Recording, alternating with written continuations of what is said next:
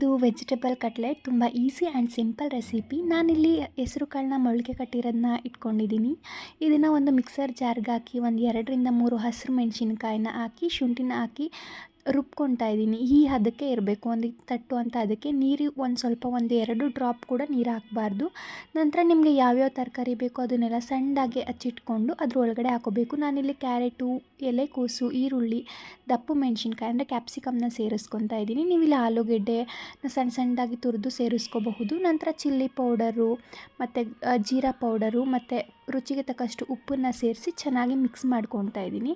ನಂತರ ನಾನಿಲ್ಲಿ ಒಂದು ಪ್ಯಾನ್ಗೆ ಎಣ್ಣೆನ ಹಾಕಿ ಕ್ಲೀನಾಗಿ ಎಲ್ಲ ಕಡೆ ಬರೋ ಥರ ಸ್ಪ್ರೆಡ್ ಆಗೋ ಥರ ಮಾಡಿಕೊಂಡು ಪ್ಯಾನ್ನ ಬಿಸಿ ಮಾಡ್ಕೊತಾ ಇದ್ದೀನಿ. ನಂತರ ಈ ರೀತಿ ನಿಮ್ಗೆ ಯಾವ್ಯಾವ ಶೇಪ್ಗೆ ಬೇಕೋ ಆ ಶೇಪ್ಗೆ ತಟ್ಕೊಂಡು ಆ ಪ್ಯಾನ್ ಒಳಗಡೆ ಹಾಕಿ 4ರಿಂದ 5 ನಿಮಿಷ 2 ಸೈಡ್ ಬೇಯಿಸ್ಕೋಬೇಕು. ಒಂದು ಲಿಡ್ನ ಕ್ಲೋಸ್ ಮಾಡಿ 2 ಸೈಡು ಬೇಯಿಸ್ಕೊಂಡ್ರೆ ಒಂದು 4ರಿಂದ 5 ನಿಮಿಷ ಕಟ್ಲೆಟ್ ರೆಡಿನೇ ಆಗಿಬಿಡುತ್ತೆ.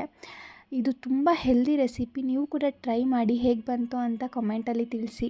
ಹಾಗೆ ಪ್ಲೀಸ್ ಸಬ್ಸ್ಕ್ರೈಬ್ ಮಾಡೋದನ್ನ ಮರಿಬೇಡಿ. ತಿಂತಾ ಇದ್ದರೆ ನಿಜವಾಗ್ಲೂ ಸ್ವರ್ಗಕ್ಕೆ 2 ಗೇಣಿಂದ ಅನ್ನೋ ಹಾಗೆ ಇರುತ್ತೆ.